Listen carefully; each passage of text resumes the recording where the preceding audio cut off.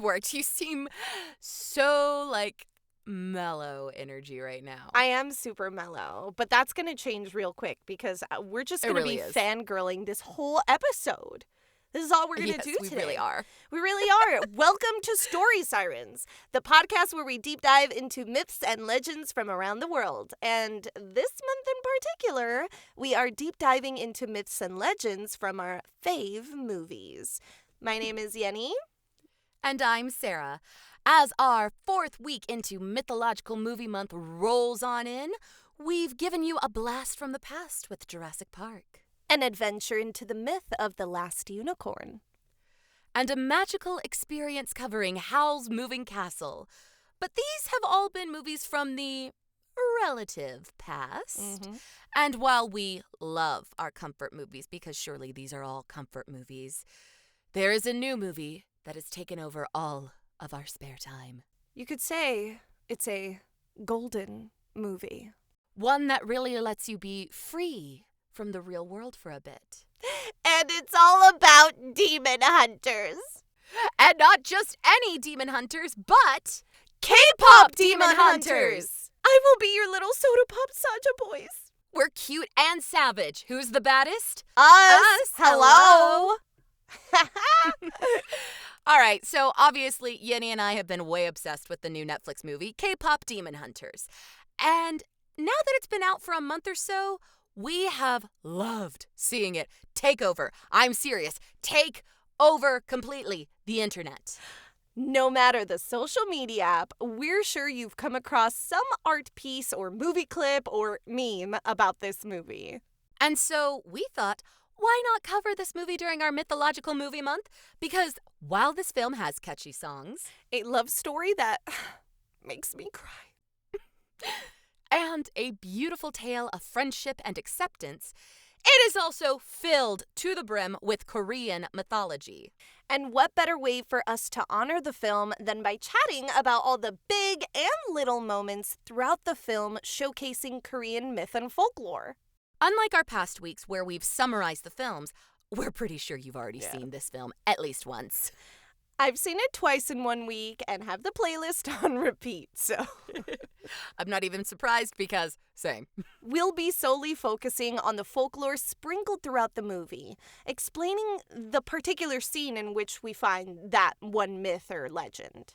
But just in case some of you haven't seen the film, which I am judging just a bit if you haven't. Be nice, Yenny. Be nice. Spoilers of the film are ahead.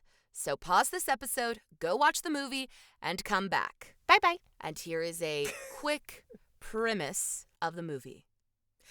The story follows the fictional K-pop trio Huntrix, which consists of Rumi, Mira, and Zoe.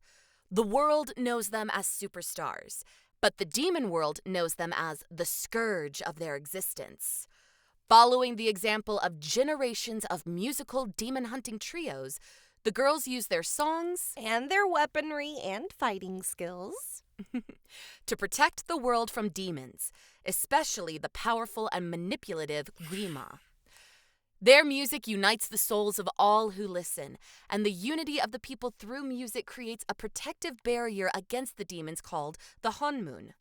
Things are going wonderfully for the girls, until a rival boy band appears and starts to steal the fans' attention away from Huntrix. Mm-hmm. In reality, the boy band is actually a group of demons sent by Guima to defeat the girls and capture the souls of the fans to feed to Guima. And while all this is happening, Rumi, the leader of Huntrix, is suffering from a terrible secret she has kept hidden from her friends. She is half demon. Kind of hot. Right? Rumi believes that by creating the golden Honmun, the demons will be driven away for good, and her demon blood, evident by the markings on her body, which are also kind of hot, right, will be purified. But she doesn't trust her friends enough to tell them about her secret. It's dramatic and so sad. Oh, Sarah, I would trust you with my demon markings. I would trust you too. I'd be like, look at these, and you'd be like, that's kind of hot. Yeah, I'd be like, all right, cool, great. That's exactly what I would say. I love it. And I would say yours are kind of hot too. I know. Oh my god, imagine if I had demon markings with these nails, guys. You hussy. These are my little, what we call, slutty in Miami is puta.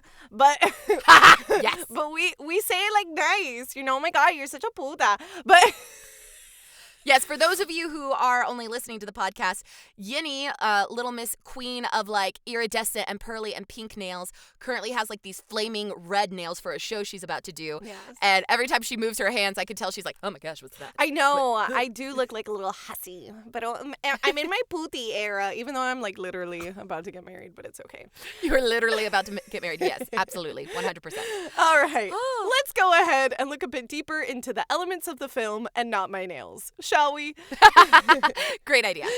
As explained by Sarah, the girls, Rumi, Mira, and Zoe, are demon hunters. But what if we told you there is something close to this in real life? Ooh. Meet the Korean shamans, Mudang. Now, real quick, we're going to be attempting to say Korean names because we want to honor the actual Korean names. Please. Yes. If you are Korean, I Bear am with so us. sorry. We are so sorry. We are trying. And we also realized that like shamanism isn't the exact like one-to-one translation of the Korean folk religion that K-pop Demon Hunters is based off of, but we don't really have a better word for it in English. Yeah. So here is the closest that we can equate it to. Yes, thank you. Shamanism in Korea is over 5,000 years old. Some historians agreeing it helped shape Korean culture today. Mudangs, while primarily female, are believed to be spirit mediums, performing rituals called gut, which involve singing and dancing to exorcise malevolent spirits from homes and the land. They would also be hired by families to help the souls of the recently deceased move on, as it was believed that the spirit of the newly dead would be confused and lost. The Mudang would guide them towards the afterlife.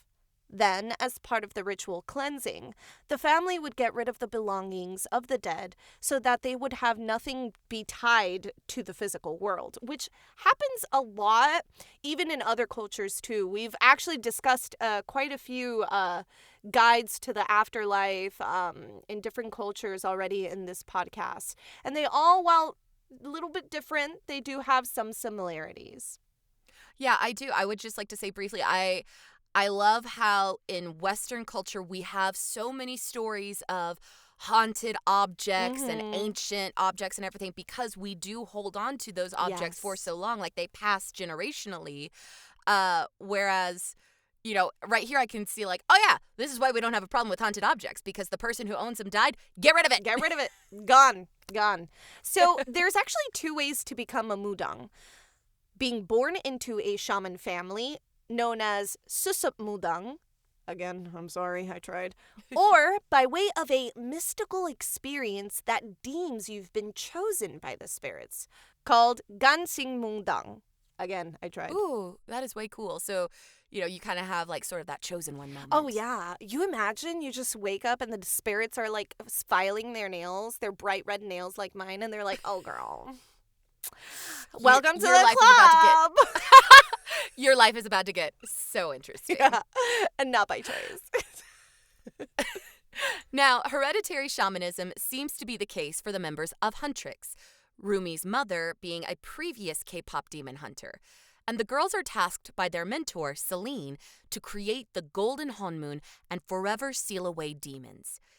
Each member of Huntrix has a classic Korean weapon for fighting demons. Rumi wields a sword known as the Saijom, or the Four-Tiger Sword. These swords were not actually designed for combat, but for ceremonial use to ward off evil. Zoe uses throwing knives that were originally associated with mudangs, and they were also ceremonial weapons, being used to help create a barrier while the mudangs would sing and dance. And finally, Mira wields a Korean waldo, or moonblade. It was a lightweight weapon that was easy to use in combat. Proficiency in the waldo was necessary for any Korean military member to be promoted to a higher rank. In the film, we see each of their weapons are decorated with filigree-like patterns.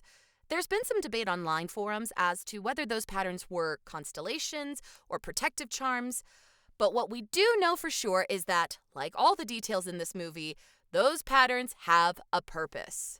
In Korean shamanism, there is the belief that the soul ascends and the body remains on earth. While there is no such thing as a honmun in folklore, the wordplay used seems to be an ode to Korean shamanism and purification. The word hon means soul, while the word mun means gate or door. At the end of the movie, Huntrix performs a cleansing ritual which creates a better kind of honmun, one that helps the demons pass on, rather than just trap them.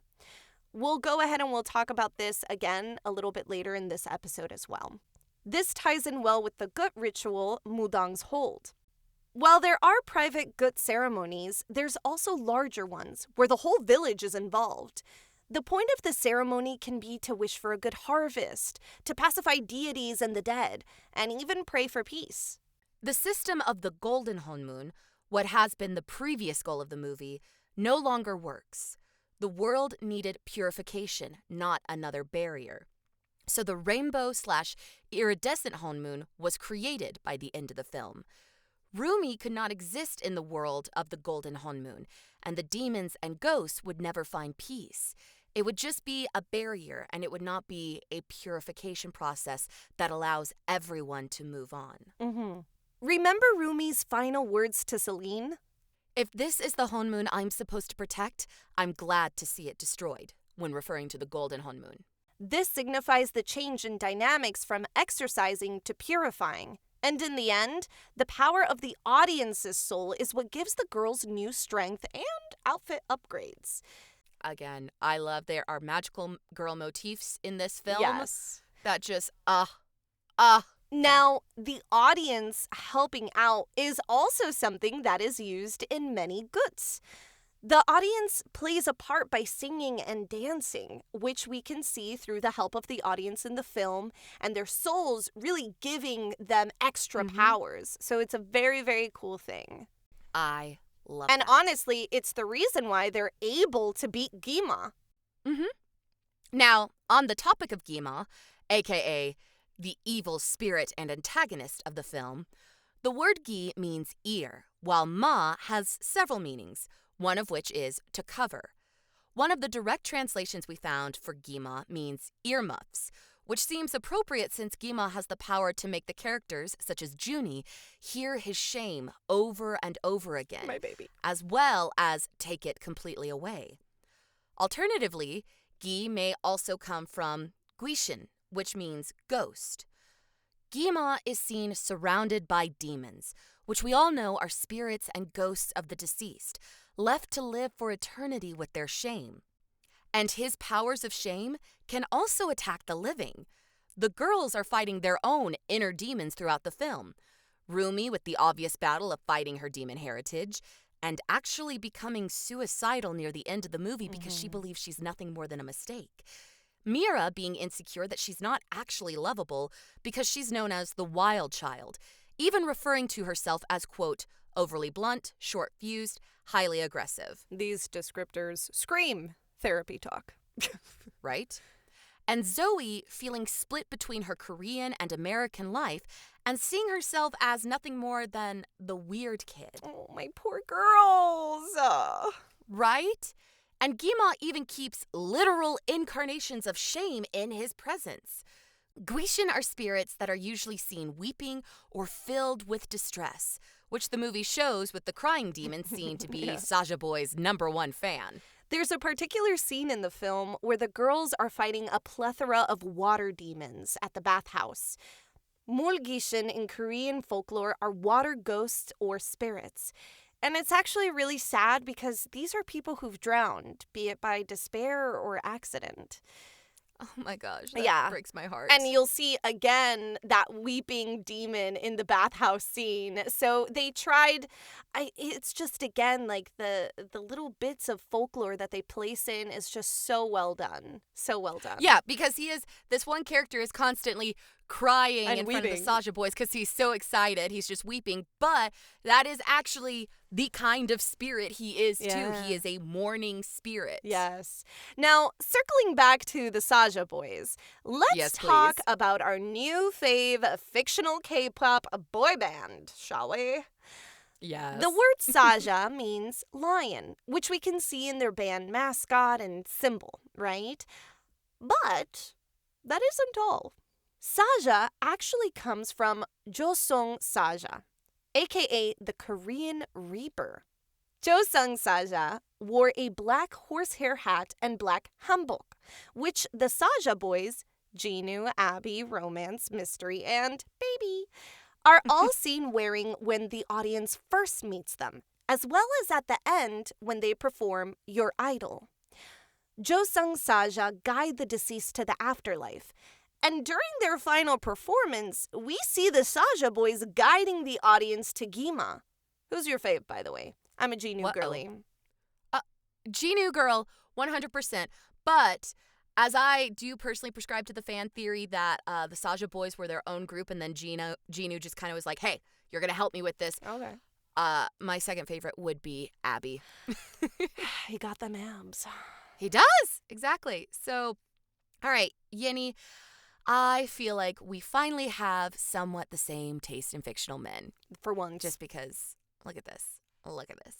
Now, talking about the leader of the Saja boys, like I just mentioned, Jinu was a poor musician from the Joseon dynasty. He was specifically from 1600s Korea, a time of famine for commoners.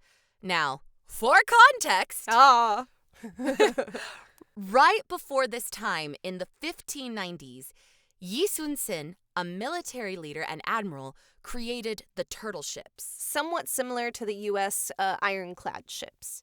And helped stop the Japanese invasion of Korea. Big deal. Big deal. Big deal. So the 1600s came around, and there was this surge of writing, artwork, music, new philosophical ideas. It was a Renaissance period for the rich people in power. Can I just interject real quick?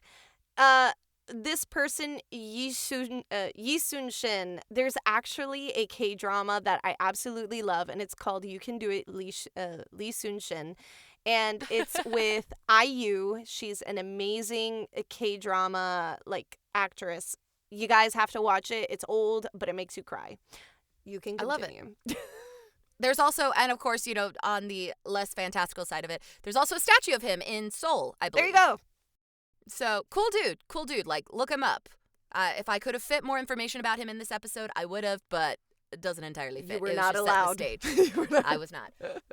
When Jinu made his deal with Gima to lift himself out of poverty, he was taken into the royal court, which was filled with scholars.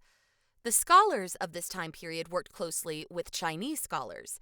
So Jinu would have transitioned out of his original belief system and ideals in Korean folk religion/shamanism and would have moved into the ideals of Confucianism. This would mean at the time of Jinu's death, no mudang would be hired to help him move on into the afterlife.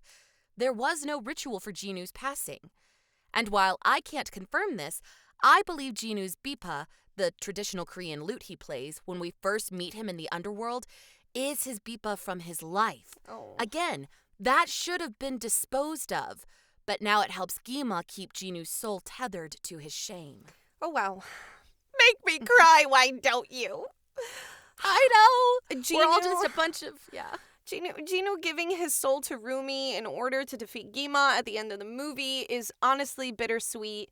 And also, I need that full song that he sings in the beginning. They need to. Right. They need right. to. Which is sung by his actual voice actor and not his singer. Yeah. And also his voice actor was a trainee to be a K-pop star. And when the K-pop star path did not work for him, he transitioned into acting, and now he's a huge acting star, which is fantastic. Yeah. It works out. But I know some people are really unhappy with the fact that by the end of the movie, Jinu gives his soul to Rumi so that they don't necessarily have their happily ever after. But again, that's kind of the whole point of the movie is he is able to move on. His soul is purified. He's able to finally have peace. Yes. And so, of course, we want to see the two live happily ever after. But Jinwoo regrets his past where he abandoned his mother and sister in order to pursue power and luxury.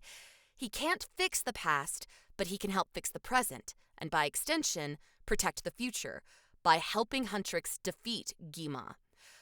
Another timeline detail.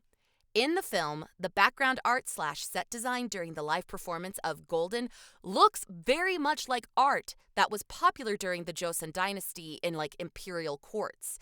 And in fact, during the music video, we see Rumi on a Joseon dynasty era throne. Mm-hmm. So we see, that time period art woven throughout the movie, not just with Jinwoo being from that time period, but things being reflected around the time of his purification. Mm-hmm. And, of course, as another brief aside, Jinwoo's poor abandoned mother and sister, they appear at the very beginning of the film when we meet the first hunters, and they're saved by them. So, Jinwoo's whole family is saved by hunters, including Mother, himself. daughter, and son. I know. Oh, I can't. Oh, I love it. I love it. And before we move on to the next point, I do want to say, like, again, with the whole purification and shame and inner demons and all this sort of stuff, and the golden honmoon versus the iridescent rainbow honmoon, this touches on the theme that you can't combat hatred with hatred. Like, the Huntrix realizes that they have to combat it with love and unity, and they have to work as a singular force, because otherwise Gima's going to drive them apart and rip them apart and just fill them full of hate, which, as Jinwoo says at one point in the movie, if hate was enough to defeat Gima, I would have done it years ago. Okay, all right. I'm good. I can't. I love this movie. Okay, let's stick with our husbando for just a little bit longer. My heart can't take it. And let's talk about Jinwoo's sidekicks for a second, which I absolutely love. He has animal sidekicks. I love it. Sussy, the three-eyed bird, because he's definitely sus. And his tiger spirit, Derpy. Oh, he's so derpy. Oh, yeah. Well, we couldn't find anything about three-eyed birds in Korea. There is a three-legged bird, the samjoko. The samjoko is known to be a powerful symbol in Korean culture. It's three legs representing heaven, earth, and humanity, which I think kind of go very well with the movie. Yeah. And also, Sussy could be a magpie. He very much looks like a magpie. Yeah. Magpies were sometimes thought to be messengers in Korean folktales, which is perfect for the role Derpy and Sussy play in the film as they pass notes between Rumi and Jinwoo. I love it. If you think the pairing of a tiger and magpie are odd, we're here to tell you that it's actually not. Not at all. Hajakdo / Jakodo is a Korean folk art painting known as minhwa that depicts a tiger and magpies. This painting, like most minhwas, were done anonymously and were very popular in the 1600s. 1600s! Exactly. Remember, Sarah's love rant of Jinwoo, it was during Jinwoo's lifetime, and we're going to see a lot of Joseon dynasty pieces throughout the movie, which all it's a beautiful way of interweaving Jinwoo and these timelines and Rumi's life. Like, it's just I love gorgeous. Yeah, like we said, with the set design looking like, the artwork and the throne. So the minhwas, these paintings, were for everyday people, not nobles. Like, this minhwa means the art of the people. And it was a satirical art form, so another reason that they were done anonymously. The tigers often looked silly, while the magpies would be seen sitting in the tree looking down on the tiger. Now, this is significant because the tiger is the national animal of Korea. And so tigers in artwork were often representative of authority figures, the ruling class, people with power, who were often doing idiotic things that the common man did not agree with. Thus, the magpie represented the common people who were frustrated and annoyed with the things the nobles were up to. As well, finely crafted hats were often symbols of authority. Jinwoo made the hat for the tiger, but the magpie, the people, kept taking it. Or maybe it's just because Sussy is a magpie and magpies are just little thieves. And that's the whole point of the stealing the hat joke. Who knows? You come up with your own decision on that one. But for another important question for the animal sidekicks, why is the tiger blue? Simple. The creative director wanted the tiger to look more magical. And he does. And he does, all in his derpiness. All this hat talk reminds me to chat about accessories. Yes, I love it. One in particular that has me reeling. Sarah. Are you feels. reeling in your feelings? My feels. Compose yourself. We have a podcast to get through. How can I when Ginu has the bracelet that reminds him of Rumi? And that not date. We were robbed of that aquarium scene, Sarah. Oh my gosh. If you know, you know. If you don't, go on Instagram. It's everywhere. Then you can suffer like us. Yes. It should be no surprise that even the bracelet scene in this film holds some Korean folklore. Of course it does. Did you notice how the bracelet has a distinct decorative knot? Well, knotting, known as maedup, which I'm not sure if that's how you say it, I'm so sorry, maedup, was first used for fishing nets and agricultural tools, but later evolved into decorative knotting, known as maedup-jang. The knots were placed in ornaments, talismans, clothing, and other accessories, its main focus to show and mean peace and happiness. It should be even less of a surprise that these decorative knots were very popular during, guess. The Joseon Dynasty? Exactly. No wonder Ginu asked to keep the bracelet. To Rumi, it may just be a cute bracelet.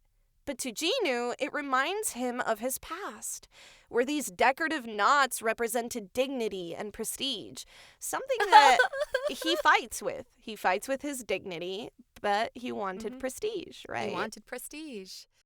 Ginu and Rumi's bracelet could be the apricot knot, or maewa, which symbolizes perseverance, hope, and renewal. Now, I say could be because I couldn't really find any symbols of 6 loops that is shown in the film. The knot is literally 3 loops on top and 3 loops on bottom. Yeah. If any of you listeners are well informed about these decorative knots, please let us know. We would love to know. And we just also want to tell you that we love them. Okay? We love them. Ruginu for life, okay? I'm obsessed, and I believe that Gino is still alive. Me too. Me too. All right, so let's stay on the topic of accessories. Man, we're doing really well with staying on the topic of these. We're right? Rolling. Right? Are we podcasters? Are we podcasters? Oh my God. What? Have we gotten used to each other's style of writing where one of us just does bullet points of everything and the other one goes in and organizes? Yeah, can you figure out which one's which? You'd never guess. We do a really good job. It's never the same. It's never the same. All right. So on the topic of accessories, each member of Huntrix wears a norige, an ornament or accessory that is traditionally worn on hanbok. Noriges can be a fashion accessory or a good luck charm. The character designer of the film, Uni Cho, who you can find on X at Jone5064, I am so sorry if I mispronounced that, explained in a post on X how each norige was customized for each member of Huntrix. Rumi's has a traditional shape, as she was raised by Celine to adhere to the traditions of the hunters. It is woven out of light purple and dark purple thread, showing the combination of her human and demon traits. It also has the outline of the Huntrix logo incorporated into it, showing how much of her identity is rooted into her being a hunter. The character designer also said Rumi's norige was heavily inspired by Sailor Moon. Yes, I love my Sailor Scout references, okay? Mira's norige is pink and features twin tails, mirroring her hairstyle, and also has hearts incorporated into it, which I find really funny that she's supposed to be this super blunt character, but when she's at home, she has the fuzzy shirts, bows. She has a fuzzy shirt, bows, she's a lot more sensitive than she lets on, and so many of her accessory motifs. There's just like hearts, hearts, hearts, Yes. hearts. I think it's adorable. I do too. Now, we know that in the center of the norige are charms that look like Rumi and Zoe, representing how Mira sees them as family. And we also know that Mira didn't exactly have a good relationship with her family, as claimed by her fans in the film. Right. And has a lot of insecurities about being left or alone. In fact, Rumi at one point gets angry and tells her that, and we really do see Not everything's hurt. about your insecurities, Mira. We do see, like, hurt and that barrier, that wall that Mira creates really start crumbling. Yeah. In fact, she's the first one to really be taken by Gima and placed into the shame. Yeah. So the character designer wanted Mira's norige to be regal, glamorous, and bold, like she was. Or like she wanted to portray herself as. Appear. Yeah. But there's still a heart, There's and still her a heart. and her friends, which are her heart, in the Yeah. center of it. And Zoe's norige is bright yellow and features her name spelled in beads, kind of like those little bracelets we all made as kids. Because remember, Zoe grew up in America. Right. And it also has rabbit charms and a turtle charm. Throughout the movie, we see Zoe's interest in turtles. Her pajamas are turtle-themed, and she has supposedly saved hundreds of turtle videos to share with her girls while they're having couch time. Couch, couch, The couch. couch, which mood. Mood. The bunnies are also perfect for her, as she is the most energetic member of the group. The two animals together reflect her fear of not being good enough, but also being too much. The character designer wanted to focus on making Zoe's norige childlike, bright, and fun, and also reflecting how she has to break out of her shell. Yes. And speaking of which, while we did talk about the weapons beforehand, we did want to express one other thing that we found. While you might have not noticed it in the first watch, we didn't. Because we didn't. The color of the girls' weapons actually change throughout the movie. From Love a it. bright pink to a white, soft bluish hue. This could be because of many reasons, but we'd like to think that the color pink signified their hatred for the demons. The honmun, when ripping, turns pink in itself, right? It's destructive. Yes. But in the final scene, when Jinu gives his soul to Rumi, crying, her weapon turns white. The change of color from pink to white can signify purification.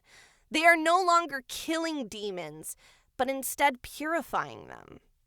I mean, maybe a couple are dying just Yeah, because those are the ones that yeah. are like really evil and bad. But for the most part, I for love the most part. when Zoe, kills Mystery and she's like, "You're just my type." You're just my type. I love it. I feel love like it that too. would be me. Like, Yeah, I would. like, Oh You're my just God, my type. wait. Oh well.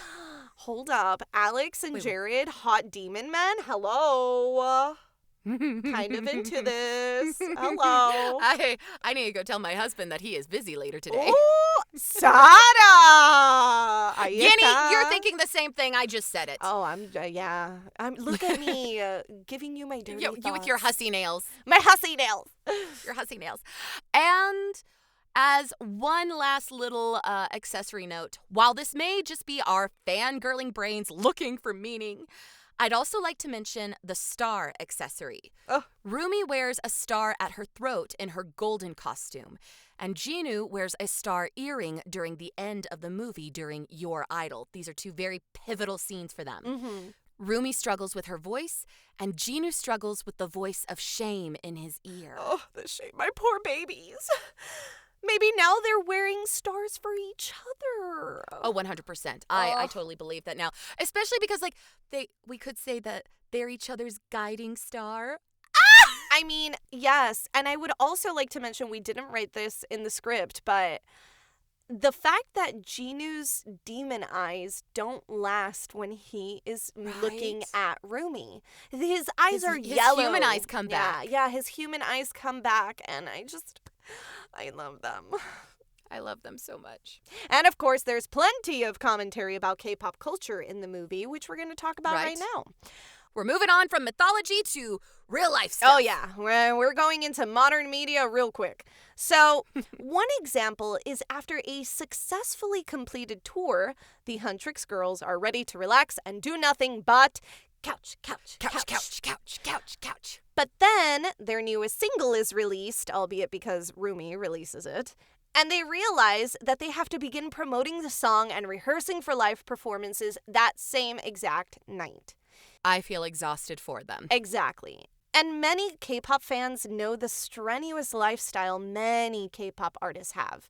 Rumors of contracts with day-to-day schedules, clauses regarding their ability to date, and many other pretty red flag details just show how crazy of a lifestyle these, honestly, basically kids have to live, all for fame and fortune, which doesn't really last that long.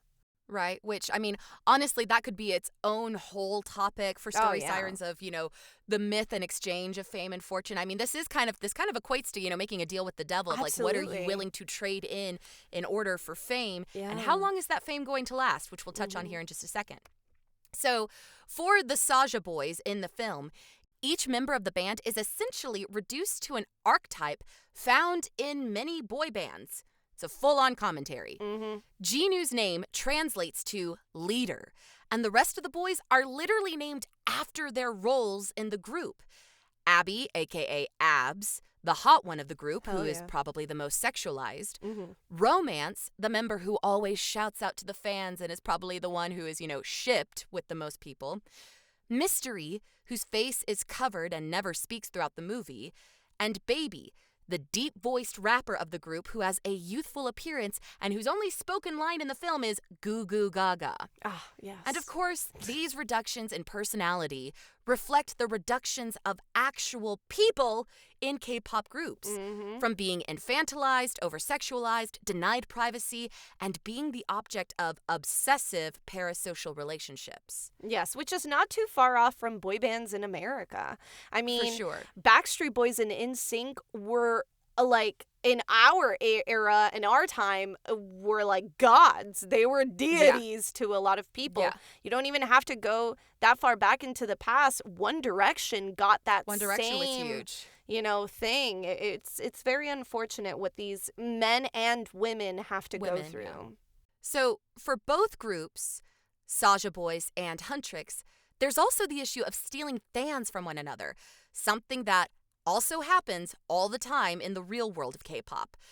And since the idol world can be very unforgiving, many bands are expected to hand over their fan base to newer, younger K-pop groups. Let's not talk about how the retirement age for female idols is usually around the early 30s.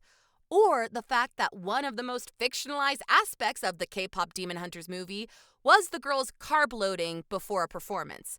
Relatable, loved it, does not happen in real K-pop. Let me tell you something. Those rumored clauses seem less like rumors and more like complete exploitation of these individuals. Like, I can't even. Yeah. Now, on a lighter note, this movie took 9 years to make, people. And only 1 hour and 35 minutes to devour, cry, and then rewatch. Right? Plus about 30-ish minutes for two 30-something-year-olds to start deep diving into. Like, I'm pretty certain Yanni and I watched this, and we texted each other. We're like, we're covering this, right? We're covering it. Start researching. Oh, my gosh. Yeah. On to modern media before I cry over the fact that we are retired K-pop artists before being able to be K-pop artists. Right? Oh, right? Not okay. I'm bummed. Oh, well. Modern media. And this is one of my favorites. The virtual band KDA is a K-pop group consisting of the Riot Games League of Legends characters Ari, Kaisa, Akali, Evelyn, and occasionally Seraphine. They debuted in 2018. I think they released their most recent stuff in like 2020, 2021. But yeah, they are all over my gym playlist because that's fantastic. Oh. The creators of K-pop Demon Hunters also created another huge Netflix hit, the animated show Kipo and the Age of Wonder Beasts. It strangely deals with a lot of the same messaging as K-pop Demon Hunters, as well as features a strong female lead and some fantastic music. One of the creators even said that, in their mind, K-pop's Derpy the Tiger and Kipo's Yum Yum Hammerpaw are related. And yes, that is how my cat, Kipo, got her name. And as one additional thing that I didn't write down, I saw some concept art for Rumi's parents drawn by the creators. And Rumi's mother looks just like Kipo's mother from Kipo and the Age of Wonder Beast. And I'm just like, I love them. Oh, I love them so much. Maybe they're they're half siblings. Crazy. I love it. Now, while this may be a bit of a stretch, there is a bit of correlation between K-pop Demon Hunters and the new Chinese animated series To Be Hero X. In K-pop Demon Hunters, the Honmoon is powered by the unity of the fans and the power of the girls' voices. In To Be Hero X, heroes are only as strong as their fans, and what those fans believe about their heroes can shape their lives for better or worse.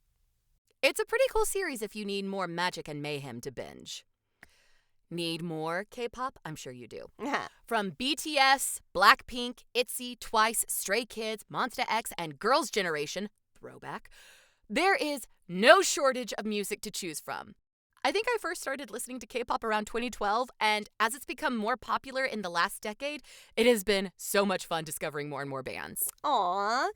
And can't stop thinking about Huntrix or Saja Boys? Fear not. Catch their songs on Spotify. Currently #1.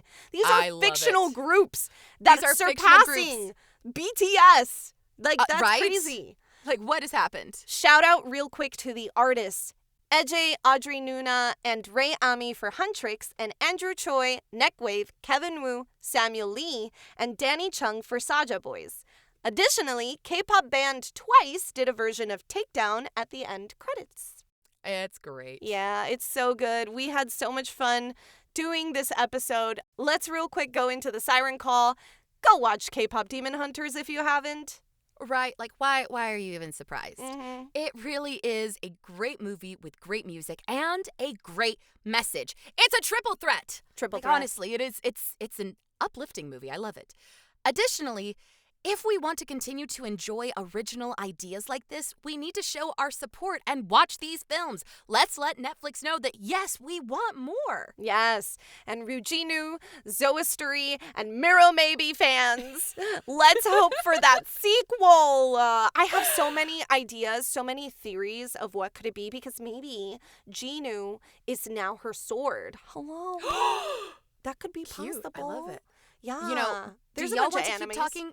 do y'all want to keep talking about this movie? Or share your personal fan theories or details from the movie that we might have missed? Join our Discord server. Yes. There's an invite link to the server in our show notes. So, with that, see you later. Bye. Thanks for listening to Story Sirens. You can follow us on Instagram at Story Sirens Podcast. Want to support us? Send us a cup of Ko-fi by searching ko-fi.com/storysirens. We've got lots of treats for those who become siren seekers. All research materials can be found in the episode summary. Music by Donald Guzzi and artwork by Alexis Torres. Story Sirens is a Feather and Fin production. See you soon.